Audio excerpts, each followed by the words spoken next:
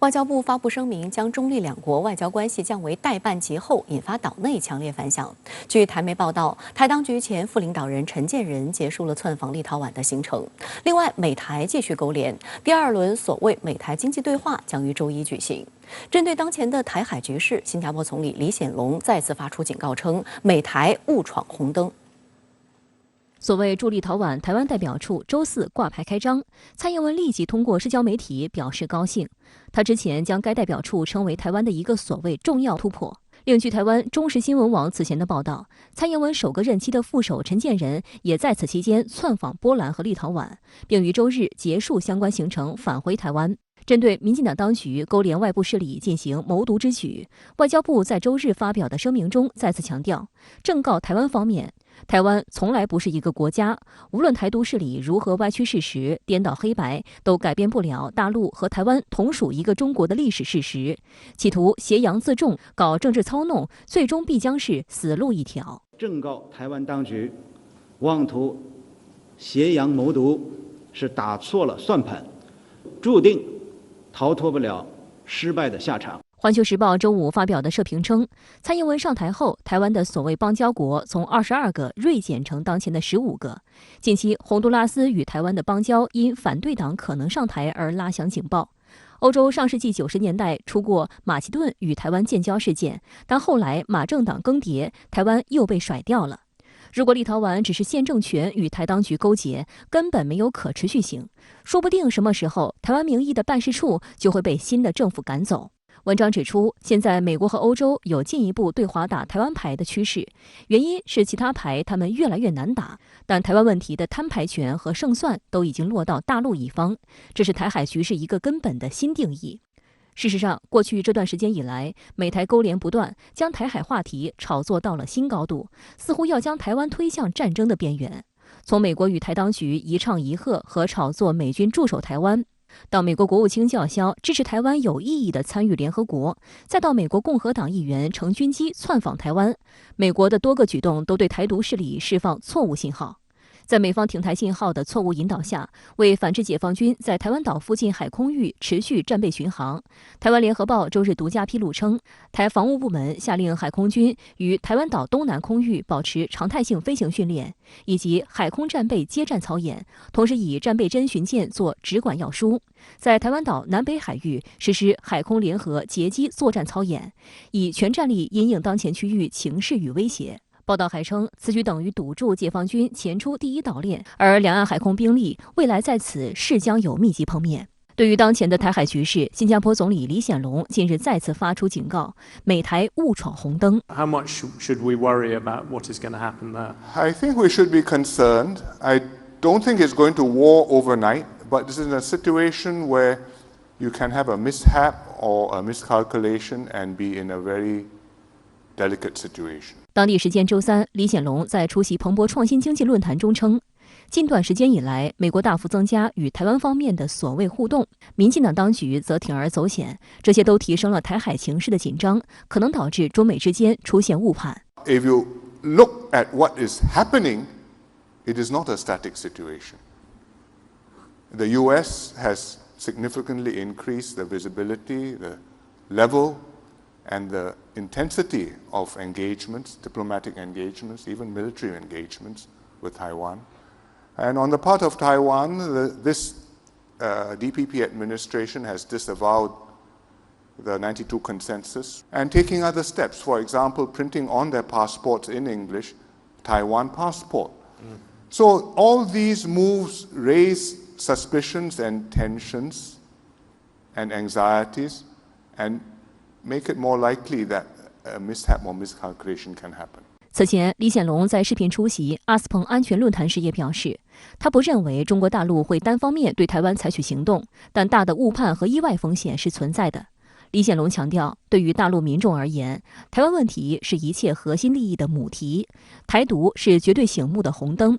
李显龙指出，维持九二共识是两岸维持关系与展开合作的可行方法，但台湾方面已表态不接受九二共识。在这种情况下，大陆方面将最大限度地限制台湾的国际空间，但不会在不受冒犯的情况下采取单方面行动。另外，新加坡国防部长黄永红也在访美期间出席同一论坛时表示，台湾问题是一条深红线，美国应该远远避开，靠得太近就会有误判形势的可能。黄永红还表示，东盟国家都不希望在中美间选边站。相关话题来连线特约评论员陈斌。陈先生您好，中国决定把与立陶宛的外交关系降为代办级，引起广泛关注，您是如何看？梅西你好，中国决定把与立陶宛的外交关系降级为代办级，是忍无可忍，表明了中方维护国家主权和领土完整的坚定意志。立陶宛虽然是波罗的海小国，但允许在当地设立所谓驻立陶宛台湾代表处，就是公然在国际上制造一中一台，背弃立陶宛在中立建交时所做的郑重承诺，是粗暴干涉中国内政的行为。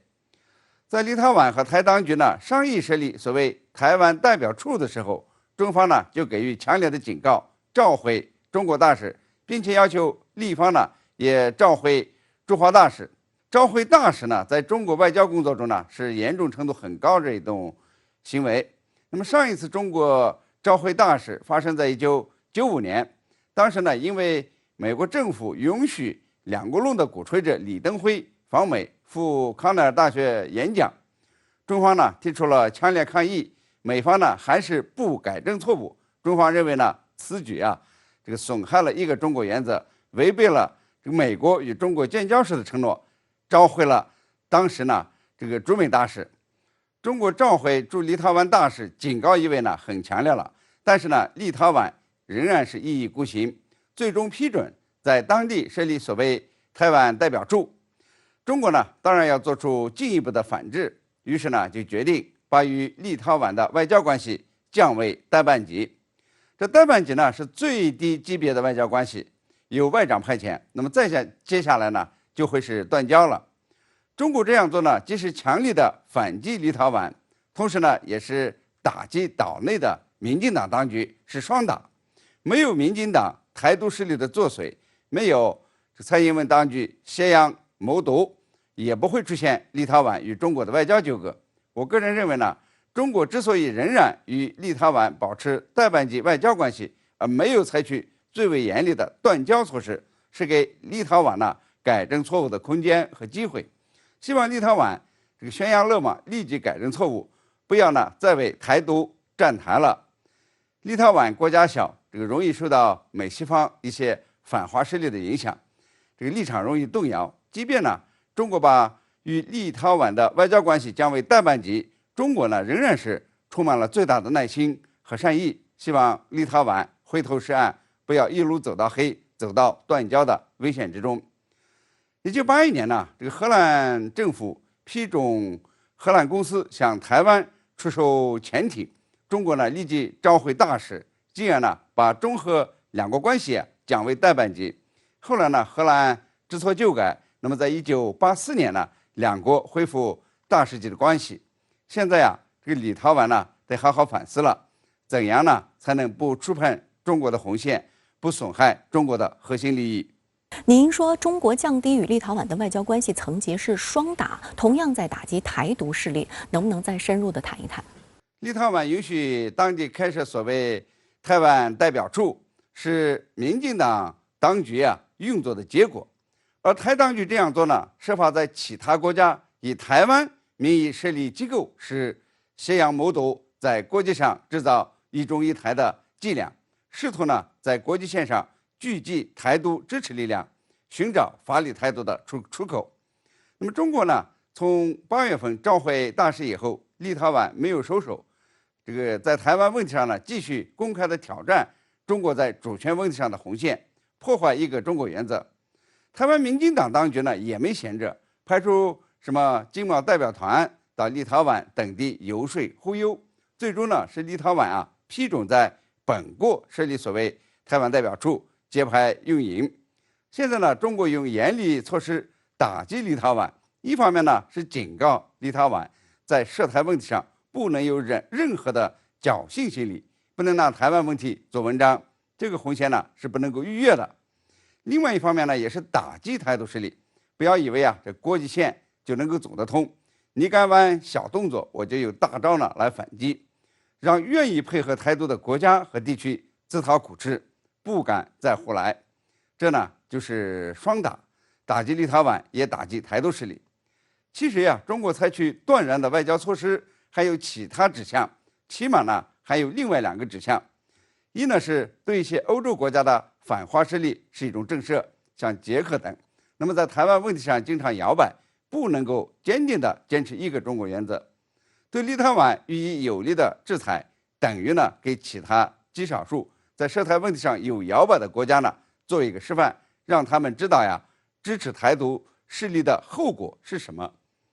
同样呢，对立陶宛的打击也是对这个西方大国的警告。立陶宛呀，敢于以小博大，挑战中国核心利益，是因为呢背后有欧美一些大国支持，与美国发动的意识形态分化呢有关联。中国和立陶宛的关系的变化是地缘政治变化的一个切面。中国呢通过对立陶宛的强力反击，传导给西方大国这样一个信号。那么在台湾、香港、西藏、新疆问题上，因为呢涉及到中国主权和领土完整，关乎中国的核心利益和民族尊严，这些领域呢是碰不得的，谁敢碰谁就有麻烦，无论大国小国都一样，不能碰，碰不得。就是说呢，惩处立陶宛也有警告其他一些国家不要错判形势，步立陶宛后尘的意味，同时呢也是对美西方大国的一次表态。好的，也谢谢陈先生跟我们共同在线分享您的观点，谢谢。